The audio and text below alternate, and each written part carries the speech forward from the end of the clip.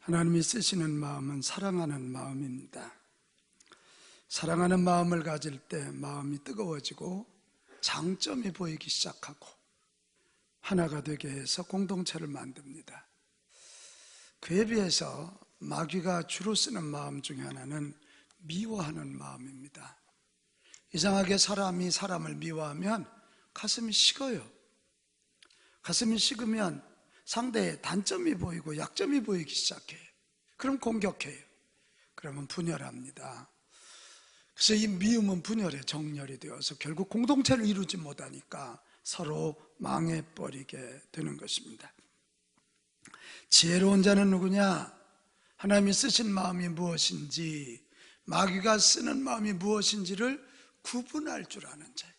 그래서 하나님이 쓰시는 마음을 갖는 자입니다. 미련한 자는 누굽니까? 이런 것을 구분하지 않고 닥치는 대로 사는 자예요. 악한 자는 누구예요? 알면서도 마귀의 마음만 가지고, 마귀가 쓰는 마음만 가지고 어떻게 생각을 해도 그렇게 악하고 어떻게 하는 짓마다 그렇게 악합니까?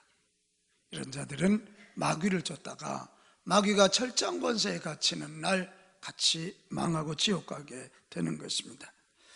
오늘 여기 예배 오신 여러분, 우리 모두는 하나님이 쓰시는 마음이 무엇인 줄 알고 그 마음을 소유하고 그 마음으로 살아 하나님께 만만하게 사용되는 존귀한 주의 백성들이 되기를 축원합니다.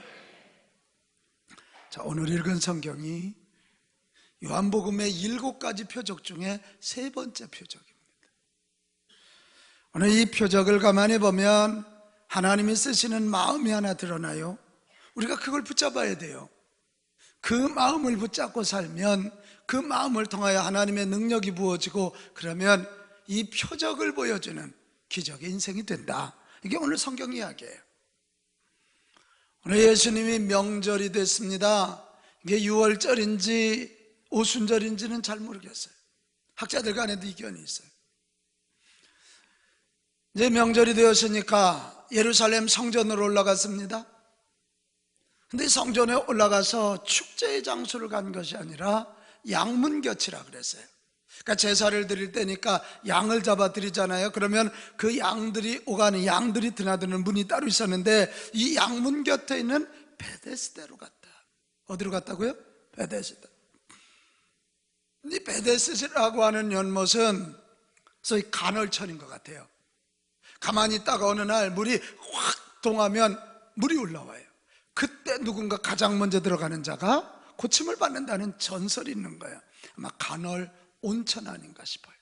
왜 온천에 들어가면 병이 나을 수도 있잖아요. 그러니까 세상에서 아무리 의사를 쫓아가도 안 되고 아무리 약을 먹어도 안 되는 자들이 신라 같은 희망을 잡고 몰려와 있는 곳이 베데스다 연못이었어요. 얼마나 절망의 자리였겠어요. 얼마나 거기가 미교환이었겠어요. 근데 바로 예수님이 그 자리에 가셨다는 거지. 그 자리에 가서 한 사람과 눈이 마주쳤는데 그 사람이 누구냐? 38년 동안 누워있는 사람이었다. 38년 누워있으면 인생은 안 되는 거죠. 그 가족은 삶이 다 파괴되는 거죠. 그거 이거 먹여야죠. 그 싼 거 배설한 거 처리해야죠. 얼마나 힘들었겠어요. 근데 우리 예수님이 그에게 눈이 딱 마주치면서 네가 낫고자 하느냐 이렇게 물으셔요. 그랬더니 그 사람이 아니요, 저 낫고 싶어요. 그런데 아무도 저를 저 물에 들여보내주지 않아요. 누워있는 내가 들어갈 수는 없잖아요. 누군가 넣어줘야 되는데 거기서 누가 넣어주겠어요? 그거 다 아픈 사람인데 자기가 거기 기어 들어갔죠. 그때 우리 예수님이 그의 눈을 똑바로 보시면서 그에게 명령합니다. 자리를 들고 일어나라. 그래요. 그럴 때 정말 기적적으로 그의 다리에 힘이 들어가면서 그가 누웠던 자리를 들고 일어나게 되었다. 이것이 바로 베데스다 연못에서라는 3번째 예수님이 구세주임을 보여주는 표적이다. 이것이 오늘 성경 얘기입니다. 오늘 우리는 이 베데스다 연못에서의 이 표적을 보면서 하나님이 쓰시는 한 가지 마음을 발견하게 됩니다. 그게 뭐냐? 베데스다라는 이 연못의 이름에 숨겨져 있습니다. 베데스다가 무슨 뜻인 줄 알아요? 자비의 집이라는 뜻이. 같이 합시다. 자비. 이것이에요. 하나님이 쓰시는 마음이 뭐냐? 자비의 마음이야. 예수님이 자비의 마음을 가지고 명절날 자기를 위하여 즐기고 자기의 안식을 포기하고 가장 연약하고 가장 병든 그들에게 나갔을 때 이 자비의 마음을 가지고 나가니 하나님이 자비의 마음을 가지고 간 그 후에 능력을 얹으니 38년 된 병자가 자기 자리를 들고 일어나 집으로 돌아가게 되더라. 이것입니다. 다시 합시다. 자비의 마음. 자비의 마음. 우리가 자비의 마음을 가지고 자비를 실천하면 하나님이 그 자비의 마음 위에 하나님의 능력을 얹으면 기적이 일어난다. 이것입니다. 이거예요. 나는 여기 있는 저와 여러분, 우리가 여러 가지 마음을 가질 수 있어요. 우리 자본주의자들은 다 부자 되고 싶은 마음이 굉장히 많아요. 근데 그거 이전에 하나님의 자녀고 예수 그리스도의 제자라면 자비의 마음 가지고 나아감으로 그 위에 하나님의 능력이 얹어져 기적의 통로가 되는 우리 모두가 됩시다. 자, 그러면 자비의 마음이 도대체 어떤 마음이기에 하나님이 자비의 마음을 쓰실까요? 이 자비라는 이 mercy라고 하는 말의 국어사전에 용어는 이렇게 해석되어 있어요. 불우한 사람들을 향한 친절한 배려나 불쌍히 여기는 마음이래요. 근데 이 성경 원어로 들어가면 더 깊어요. 구약이 히브리어로 쓰여졌잖아요. 히브리어에서 이 자비, 긍휼이라는 말은 라함이라고 하는 말인데 어머니의 태, 어머니의 자궁이라는 말이에요. 라함이라고 하는 동사는 달아오르다, 부드러운 감정으로 따뜻한 느낌을 갖다, 이거거든. 엄마가 어린 자녀를 보면 막 마음이 달아오르잖아. 아이고 이쁜 것, 아이고 이쁜 것. 안 키워봤어요? 표정들이 아주 별로예요. 북한 어린이 돕자 이럴 때 저에게 보면 여기 마음이 달아오르는 사람이 있을 거요. 아이고 나도 옛날에 저렇게 먹을 것이 없어서 수도가에서 물 먹었던 적이 있는데, 우리 어릴 때 초등학교 가면 도시락 못 사갖고 온 아이들 허기를 채우려고 그 물 마시고 그랬거든. 이게 달아오르는 거예요. 그게 라함이에요. 또 신약 성경은 헬라어로 쓰여졌는데 헬라어로 이 자비란 말은 엘레오스라고 하는 말입니다. 엘레오스란 말은 불쌍히 여기는 마음이 외부로 나타나는 거예요. 그냥 속으로만 불쌍히 여기는 게 아니라 불쌍히 여겼기 때문에 그것이 그를 사랑하는 것으로 행동으로 나타나는 거예요. 이게 엘레오스예요. 그러니까 자비란 말을 한마디로 정의하면 이런 겁니다. 단순히 동정하는 것을 넘어서 눈에 보이는 행동으로 불쌍히 여기고 동정하는 거예요. 같이 합시다. 행동으로. 행동까지 나가는 게 자비예요. 멀시예요. 성경에 보면 하나님은 이 자비의 마음을 가진 자들을 들어 쓰신 게 많이 나와요. 한 두 사람만 예를 들어볼까요? 아브라함. 이 창세기 18장에 보면 아브라함은 나그네들에 대해서 얼마나 자비한 마음을 가졌는지가 잘 나와요. 이 아브라함은 여러분 광야 지역에서 나그네가 손님으로 올 때는 너무 뜨거우니까, 너무 목마르니까, 너무 배고프니까 얼른 마실 물을 주고 먹을 음식을 준비해 주는 게 최고의 배려잖아요. 한번 볼까요? 창세기 18장 6절 7절. 자, 아브라함이 지금 누가 왔냐면 하나님의 사자들, 천사들이 사람을 가장으로 해서 세 남자의 모습으로 이 집에 나그네의 모습으로 왔거든. 지금 아브라함은 아직 그들이 천사인 줄 몰라요. 나그네인 줄 알아요. 아브라함이 어떻게 장막으로 갔다고요? 글 못 읽어요? 정남이 권사님 글 못 읽어요? 자, 아브라함이 어떻게 됐다고요? 급히 장막으로 가서 사라에게 이르되 어떻게? 속히 밀가루 가져와라. 반죽하여 떡을 만들라고 아브라함이 또 가축돼 있는 곳으로 어떻게 갔다고? 어떻게? 아끼려고 하는 게 아니라 홀로 얼마나 배고플까 달려가서 그걸 잡아서 그 나그네들 대접하려고 드는 거예요. 그리고는 뭐라고요? 가서 송아지를 고르되 빼빼 마른 놈, 어차피 죽을 놈이 아니라 기름지고 좋은 송아지를 잡아 하인에게 주니 그가 하인이 주인의 마음을 알고 급히 요리한지라. 여러분, 이게 자비거든요. 아멘. 이게 자비야. 이 세 천사, 사람으로 가정한 세 천사가 감동을 했어요. 그래서 예언을 합니다. 내년 이맘때에 너희 집에 아들을 낳을 거다. 이때가 아브라함 할아버지가 99, 사라 할머니가 89. 근데 내년 이맘때 애를 낳는다니. 그래서 하도 어이가 없어서 이러고 웃었잖아요. 근데 그들의 예언대로 1년 만에 아들을 낳았는데, 웃었다의 뜻, 이삭이란 말이 웃었다는 뜻이거든. 그래서 너무 어이없는 없을 정도로 큰 축복을 주신 하나님께 웃었다. 그래서 이삭이란 이름으로 졌어요. 아브라함이 이렇게 자비의 마음을 가지고 손님 하나 대접했다가 천사 대접하는, 할렐루야, 이런 일이래. 다윗은 또 어떤 사람입니까? 하나님 마음에 합한 자라 그랬는데, 다윗도 가만히 보면 굉장히 자비의 마음을 가진 사람. 그 골리앗을 물돌매로 쳐서 죽이고 나라를 구했어요. 그래서 임금 사울이 얼마나 마음에 들었는지 자기 사위로 삼잖아요. 그런데 다윗의 인기가 자꾸 올라가네. 다윗은 만만이요, 사울은 천천히요. 인간의 비교 감정이라는 게 얼마나 못되는지, 결국 이 장인이면서 임금인 사울이 자기 사위고 자기 부하인 다윗을 잡아 죽이려 쫓아다니죠. 다윗이 사울 임금을 죽일 수 있는 몇 번의 기회가 옵니다. 그런데 어떻게 해요? 안 죽여요. 하나님께서 기름 부은 저자를 내 손으로 왜 죽이겠는가? 그리고 그를 자비의 마음으로 불쌍히 여기면서 살려서 보내요. 다윗이 한 번은 전쟁 중에 완전히 포위가 됐습니다. 마실 물이 없어요. 그래서 거의 죽어가기 직전인데, 그때 그 부하들이 가서 적진을 뚫고 가서 물을 퍼옵니다. 다윗이 이렇게 말했었어요. 장군인 내가 먹고 지으려야 살지. 그런데 다윗은 이것은 물이 아니라 너희들의 피다, 이러고는 그 물을 마시지 않겠어. 굉장히 남에 대한 배려하는 마음, 자비의 마음이 많았던 거예요.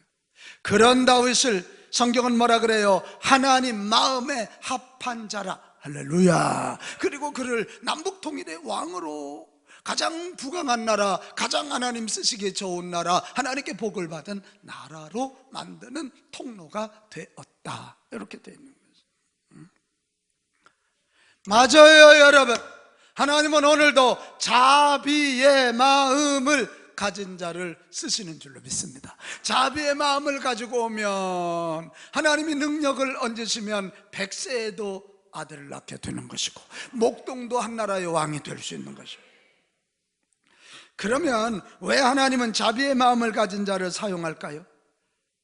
해답은 아주 간단해요. 자, 고린도후서 1장 31절. 찬송하리로다 그는 우리 주 예수 그리스도의 하나님이시요, 뭐라고요? 자비의 아버지. 하나님이 자비의 아버지시라는, 하나님이 자비 그 자체예요. 하나님으로부터 자비가 시작이 됐어요.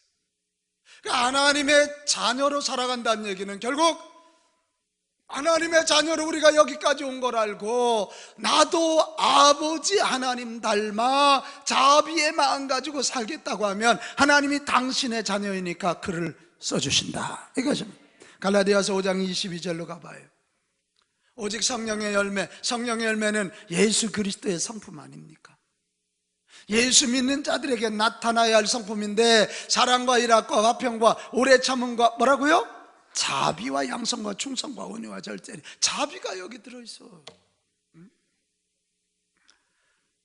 그러니까 우리가 자비의 그 성품을 가지고 있으면, 예수님이 나 닮은 내 제자구나 이렇게 보고 나를 제자로 써주셔서 이 땅에 하나님 나라 확장 사업을 하신다, 그것입니다. 그래서 성경은 하나님의 자녀요, 예수 그리스도의 제자로 사는 자들에게 자비의 마음으로 살도록 강하게 요청합니다. 골로새서 3장 12절입니다. 그러므로 너희는 하나님이 택하사 거룩하고 사랑받는 자처럼 긍휼과 뭐라고요? 자비와 겸손과 온유와 오래 참음을 뭐하고? 옷 입으라. 이 옷 입는다는 말이 재밌잖아요. 오늘 호산나가 찬양을 아주 은혜롭게 했어요. 근데 저들이 속에 샤워를 했는지 안 했는지 아무도 몰라요. 가운 때문에 그래요. 속에 청바지를 입었는지 검은 바지를 입었는지 몰라요. 가운을 입었기 때문에. 이 옷은 가려주는 거예요. 그런데 오늘 양일목 원사님이 나 몸짱이야, 그리고 지금 우통을 벗고 나 몸짱이야. 얼마나 흉물스러워요. 이 예배 시간에 이게 우통을 벗고 있다고 봐요. 얼마나 이상스러워요. 가재 얼굴도 못생겼는데 이게 뭘 아닌 척하고 또 이러고 있어요. 옷이에요. 그런데 거꾸로 이렇게 가운을 입고 있으면 찬양하는 거룩한 하나님의 백성들, 이게 되죠. 그러니까 우리가 자비의 옷을 입으라는 거예요. 긍휼과 자비라는 말이 사실 항상 같이 쓰이고 비슷한 내용이에요. 자비의 옷을 입으면, 아멘 좀 해봐요, 하나님의 자녀인 게 드러나요. 예수 그리스도의 제자임이 나타난단 말이에요. 그래서 자비의 마음을 가지고 자비롭게 살아가면 사람들이 물어요. 아니 이 상황에서 양일목 원사, 당신 어떻게 자비의 마음을 가질 수 있어? 도대체 당신의 선생 예수는 누구야? 당신에게 그렇게 가르치는 하나님은 도대체 어떤 분이야? 이렇게 묻는 거예요. 여러분, 우리 자비의 마음을 가지고 자비를 실천함으로 하나님의 자녀요 예수 그리스도의 제자임을 보이는 저와 여러분 되시기를 바랍니다. 자, 그러면 어떻게 해야 자비의 마음을 가지고 살아낼 수 있나요? 자비의 마음을 가지고 살려면 어떻게 해야 되나요? 오늘 성경의 베데스다 연못의 이 표적, 이것을 보면 예수님이 자비의 마음을 가지고 어떻게 살았는지, 거기에 하나님이 어떻게 역사하셔서 기적이 일어나는지 세 가지 축이 나와요. 이 기둥은 하나라도 없으면 흔들리는 거예요. 첫째가 뭐냐? 자, 여러분 1절 같이 보겠습니다. 1절. 자, 시작. 그 후에 유대인의 명절이 되어 예수께서 예루살렘에 올라가시느니라. 예루살렘에 어떻게 해요? 올라가시. 예루살렘에 올라간 걸로 멈추지 않아요. 다들 자기 식구들과 명절을 즐길 때 예수님은 베데스다 연못으로 찾아가시고, 같이 합시다. 찾아가시고, 이것이 첫 번째 축입니다. 예수님은 수가성을 일부러 찾아가 사마리아 여인을 구원한 것처럼 오늘 베데스다로 일부러 찾아갔어요. 절망의 자리, 미신이 팽배한 자리, 인생 비극의 전시장인 베데스다로 찾아가셨다. 어떻게? 먼저, 같이 합시다. 먼저. 그들이 와달라고 요청하지 않았어요. 먼저 찾아가신. 여러분, 그렇습니다. 자비를 실천하는 삶의 시작은 먼저 찾아가는 것입니다. 찾아가야 해야 할 일이 보입니다. 도와줘야 할 일이 찾아갈 때 보입니다. 우리가 연장에 나가지 않으니까 자비를 실천할 기회를 얻지 못해요. 무엇을 해야 할지 몰라요. 아무것이 아니 보여도 찾아가는 저와 여러분 되시기를 바랍니다. 그러면 할 일이 보여요. 제가 어제 오후에 한 4가정 신방을 했는데 그 중에 한 가정, 모든 4가정이 다 신방이란 말이 찾을 심자거든요. 찾아서 방문하는 거예요. 신방이 아니에요. 어떤 이들은 신방감사 헌금에 신방감사 헌금이라고 그렇게 써있어. 누구하고의 신방이야 이게? 찾을 심자예요. 제가 그 4집에 가서요, 가서 그 가정을 찾아가서 기도 제목을 나누고 같이 기도하고 말씀 전하니까 그 가정에 문제가 보이고 내가 도와줄 길이 보이고 그 자녀들의 앞길을 제시할 길이 보이더라. 그 말입니다. 같이 합시다. 먼저 찾아가자. 먼저 찾아가. 뭘 도와줄지 몰라요. 아니, 내가 도와줘야 할 사람이 먼저 찾아가 봐. 보여. 그럼 내가 저 사람을 전도해야 되는데 뭘 어떻게 해야 될지 몰라. 찾아가. 다시 합시다. 먼저 찾아가자. 그래. 근데 먼저 찾아가되 한 가지 결심이 필요해요. 나만을 위한 안식, 나만을 위한 즐거움을 줄이거나 포기할 결심이 필요해요. 예수님이 명절에 찾아가셨다는 건 굉장히 의미 있어요. 성경에 명절 얘기가 굉장히 많이 나오거든요. 여러분, 명절이란 일반적으로는 가족들끼리 모여서 행복을 나누고 가족들끼리 모여서 거기서 사랑을 나누고 즐거움을 추구하는 거 아니에요? 근데 예수님이 명절날 거기에 가셨다는 건 그런 걸 좀 포기하시거나 줄이신 거예요.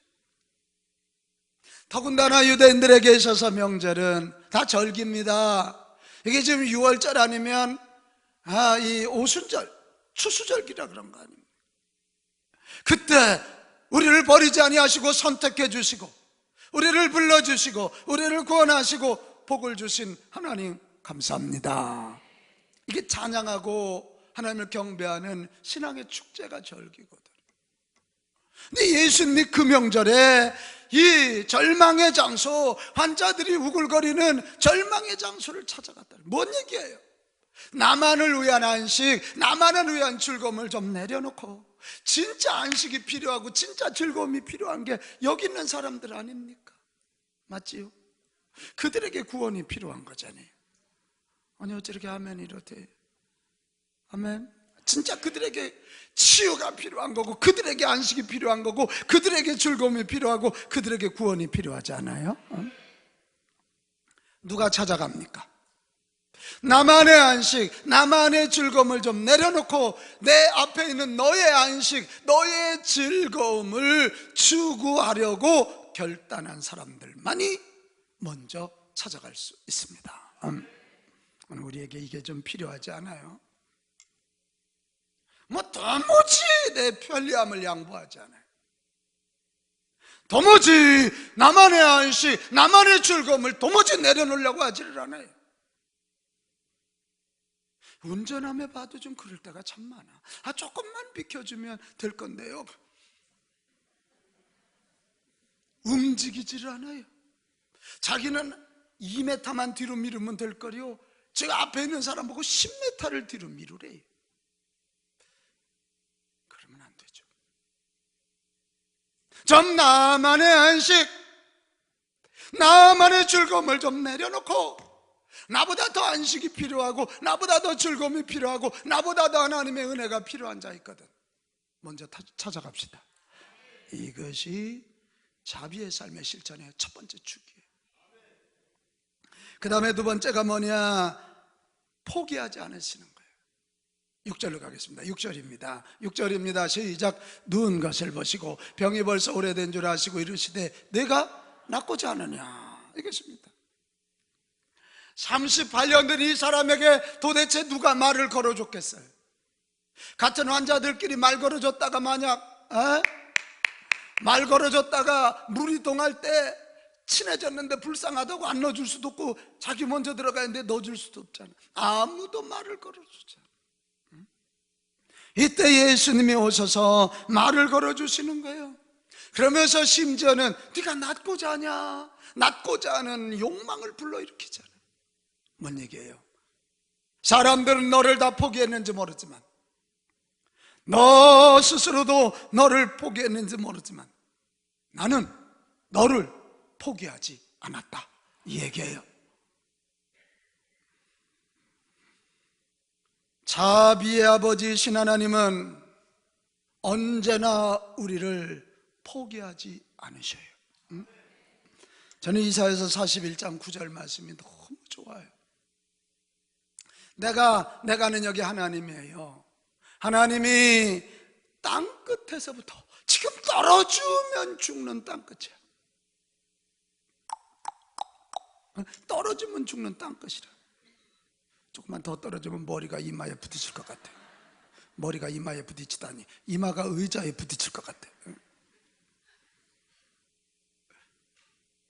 땅끝에서부터 너를 붙든다는 거야. 떨어지기 전에 붙잡는다.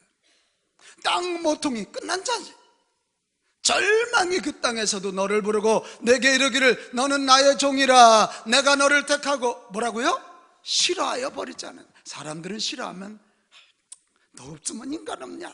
근데 하나님은 끝까지 포기하지 아니하시고 싫어하여 버리지 아니하신다. 나는 이 하나님이 너무 좋아요. 이 하나님이 내 아버지라는 게 너무 감사해요. 너무 감사해요. 오늘 이 자리에 와 있는 여러분 중에도 절망의 순간에 있는 사람들 분명히 있을 거예요. 내가 지금 땅 끝에 있고 저 땅 모서리에 서 있는 것 같이 너무 힘든 분들 여기 계신 분들이 있을 거예요. 여러분 포기하지 마십시오. 하나님이 바로 그 자리에서 여러분을 불러주시고 여러분을 붙잡아 주시고 여러분을 택하여 주시고 여러분을 싫어하여 버리지 아니하신다. 여러분 작가 김성일 씨를 아십니까? 이분은 분묘 잃어버린 마가를 찾아서 성경대로 살기, 소위 소설을 쓰는데 성경적 가치관을 가지고 소설을 많이 쓴 분이에요. 이분이 중학교 3학년 때까지 교회를 잘 다녔어요. 예수님을 믿었어요. 그러다 책을 좋아했던 이가 그 어린 나이에 접한 게 뭐냐면 사르트르의 자유의 길이라는 사상에 접했어요. 조숙하죠. 중학교 3학년. 사르트가 누구냐? 실존주의자거든요. 실존주의자들의 특징이 here and now, 여기가 중요하다는 거예요. 그리고 하나님 없어요. 실존주의. 내가 하나님이에요. 내가 하나님이 되어서 내가 나의 삶을 책임지고 내가 자유롭게 내가 하나님이 되어서 사는 거예요. 누구든지 자기 식대로 살아야 하고 그러다가 저지르는 행동은 자기가 전적으로 책임져야 한다는 거예요. 사르트르가 현대인이라고 하면 자신의 행동에 대해서 그 정도 책임은 질 줄 아는 사람이 되어야 된다는 얘기를 했어요. 여러분 이게 얼마나 그럴싸해요. 이 김성이라는 청소년이 이 얘기를 딱 읽고 듣는데 가슴이 짱한 거예요. 그리고는 교회를 가만히 생각해 보니까 교회 가서 맨날 주먹 쥐고 치야 이게 너무 째째해 보인 거예요. 그래가지고 예수님을 버리고 교회를 떠났습니다. 그리고 내가 하는 행동을 내가 끝까지 책임질 줄 아는 사람이 돼야지 자신감 있는 사람이 되고자 하고 그는 결심을 했습니다. 해방감과 자유를 가지고 몇십 년간 살았습니다. 예수 믿을 때는 아우 예수님이 다 보고 계신다니까 뭐 하나 하기도 참 힘들어. 근데 뭐 이제는 아주 해방감을 가졌어요. 그런데 그렇게 몇십 년을 살던 어느 날 그 인생에 큰 문제가 생겼습니다. 자기 아내가 위암에 걸렸습니다. 위암에 걸려서 벌써 한 20년 전 얘기니까 그때 암이라면 얼마나 무서워요. 수술을 하고 났는데 두 가지 생각이 들었어요. 하나는 저 아내가 위암에 걸린 게 나 때문이다.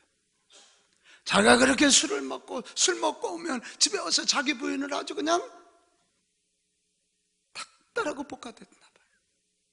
또 머리가 좋으니까 뭐. 또 하나는 외박하고 술 먹게 하면서 자기 아내 스트레스를 받게 해서 늘 자기 아내가 스트레스가 많아가지고 위험이 많았다. 그 위험이 위암이 되었다 생각하니까 내 아내 병들게 한 건 나야.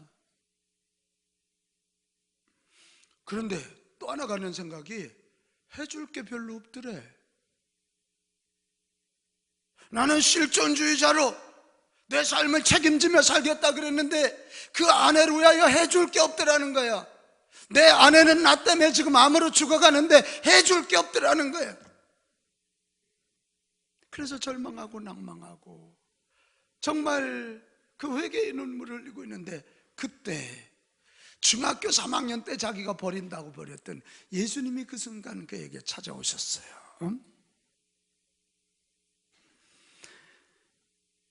사르트르도 떠나고 니체도 떠난 그 자리에 예수님이 오셔서 그와 함께 아파해 주시고 외로워하는 그와 함께 외로워해 주시고 그를 격려하고 위로하는 것을 깨달았습니다. 그는 중3 때 버렸던 예수님이 자기에 온 것을 알고 결심합니다. 내가 새벽기도 나가야 되겠다. 그리고 새벽에 나가서 기도해요. 여러 날 울며 기도하고 울며 기도하고 울며 기도하다가 정말 하나님께서 특별히 그에게 찾아오셔서 일어나라, 이 음성을 들었다는 거예요. 근데 그 음성 들으면서 그의 마음에 확신이 오기 시작해서요, 그는 진짜 하나님이 살아계시구나. 그리고는 그 확신을 가지고 병상에 누워있는 자기 아내에게 달려가서 그 예수님을 전하고 함께 하시는 예수님을 전하고 그와 함께 붙잡고 기도하는 중에 아내는 깨끗이 나아서 살고, 그때부터 김성이라는 이 사람은 예수 믿고 구원받아 지금은 장로님이 되어서 성경적 가치관을 가진 소설을 써서 많은 이들에게 주의 복음을 전하고 있다, 이런 얘기입니다. 맞아요. 다 포기하고 다 안 된다 그래도 예수님은 자기를 버리고 떠났던 김성일이라는 사람을 포기하지 아니하고 찾아가셨고, 김성일이라는 사람을 통해서 그의 아내까지 구원하는, 할렐루야. 다시 한번 합시다. 포기하지 않으시는 하나님. 자비의 마음으로 살아가려면 남에 대하여도 나 자신에 대하여도 포기하지 마십시오. 하나님이 포기하지 않으시는데 우리가 포기하면 월권이에요. 주인이신 하나님도 포기하지 않는다는데 종이 무슨 주제로 자기 삶을 포기해요? 포기하면 죄예요. 자, 우리 옆 사람한테 눈을 좀 동그맣게 뜨고, 하나님이 절대로 당신을 포기하지, 이 절대로를 한 3초를 끌어야 돼. 저 조는 사람은 옆구리 쳐가면서라도, 자, 하나님은 절대로 당신을 포기하지 않습니다. 시작. 하나님은 절대로 당신을 포기하지 않습니다. 믿으시면 아멘 합시다. 믿으시면 아멘 합시다. 이것입니다. 자비의 실천은 먼저 찾아가는 거고, 둘째는 포기하지 않아요. 그리고 마지막 세 번째가 뭔지 압니까? 같이 합시다. 주시고 포기하지 아니하시고 찾아가신 예수님은 그 38년 된 병자에게 두 가지를 주셨어요. 하나가 뭔 줄 압니까? 삶의 용기였습니다. 내가 낫고자 하느냐, courage to be, 존재의 용기, courage to live, 살아갈 존재의 용기. 오늘 여러분, 우리가 자비를 실천하는 삶은 바로 주는 거예요. 돈 없어요? 그래요, 용기 주세요. 나눌 재주 없어요? 따뜻한 눈빛을 줘서, 나를 저렇게 따뜻한 눈으로 보는 사람이 있으니까 날 살 가치가 있구나. 삶의 용기를 줍시다. 또 하나 우리 예수님이 주신 게 뭐냐? 치유의 선물이었어요. 예수님이 단순한 조력자가 아니라 전능한 구원자셨어요. 그래서 8절에 보면 예수께서 이르시되 일어나 내 자리를 들고 걸어가라 하시니, 이게 우리가 명령하면 될 수도 있고 안 될 수도 있지만, 예수님은 전능하신 메시아로 오셔서 그에게 치유를 선물하셨다. 걸어가라. 아멘. 오늘도 이 음성을 듣고, 야, 우리 예수님이 우리 목사님 통해서 말씀 주시는구나, 걸어가라. 이 음성이 믿어지고 일어나는 자는 일어납니다. 경제적으로도 일어나고 육체의 질병에서도 일어납니다. 삶의 절망에서도 일어납니다. 걸어가라, 걸어가라. 치유를 주셨어. 우리가 자비를 실천하는 삶, 주는 겁니다. 같이 합시다. 주자, 나누자, 주자. 줄 수 있는 것이 무엇인지 잘 생각해보고, 작더라도 주면 하나님은 그것을 재료 삼아 고치고 살리십니다. 이게 오병이어 기적의 비밀이에요. 어린아이가 가졌던 물고기 5마리와 보리떡 5개와 물고기 2마리, 이걸 내놓을 때 우리 하나님은 그 위에 능력을 얹으셔서, 아멘 좀 해요, 5,000명을 먹이고 12광주리가 남았다. 무슨 사회학적 해석을 하면서 오병이어 기적을 가지고 어린애가 도시락 내놨더니 다들 내놔갖고 먹고 남았대. 그 가난한 사람들이 무엇 먹고 남아? 주님의 기적입니다. 주님의 기적. 예수님이 삶의 용기를 주듯, 예수님이 치유를 선물하듯, 우리도 내가 줄 수 있는 것이 무엇인지 가장 작은 것, 북한 어린이들에게 주는 밀가루 한 푸대, 우리는 있어도 그만 없어도 그만이야. 커피 2잔 값이야, 10,000원이면. 근데 그것을 믿음으로 보낼 때 그 주는 그 위에 하나님의 능력이 얹어지면 그들이 먹고 살아나 생명을 경험하고 그들이 일어났을 때 남북이 복음으로 통일되는 일이 일어날 것입니다. 내가 50명을 살리고 100명을 살리고 우리 가정이 200명을 살리고 줍시다. 이 주자면 아멘 이렇게 줄어들어. 줍시다. 그래도 작아. 줍시다. 줘야 돼요. 줘야 돼요. 사랑하는 여러분, 우리는 지금 고난주간을 맞이했습니다. 이 고난주간에 우리는 십자가를 바라보는데 이 십자가가 바로 자비의 극치입니다. 인류를 포기하지 아니하시고 우리를 구원하시려고 인간의 몸을 입으시고 이 땅에 찾아오셔서 물 한 방울 피 한 방울까지 다 쏟아 부어 주셨다. 이거예요. 같이 합시다. 찾아오시고 포기하지 아니하시고 다 주시고, 이게 십자가예요. 우리는 고난주간 이 한 주를 보내면서 우리는 저 십자가를 묵상하는 거예요. 십자가는 우리의 조건이나 공로 때문에 주어지는 것이 아니에요. 우리를 불쌍히 여기고 사랑하시는 하나님으로부터 임한 전적인 선물이에요. 십자가는 하나님의 자비의 행동의 결실인 줄 믿습니다. 우리도 이 고난주간 한 주간 보내면서 십자가 붙들고 주님이 주시는 자비의 마음을 가지고 자비를 실천합시다. 이 은총을 받아들였다면 우리도 자비를 실천.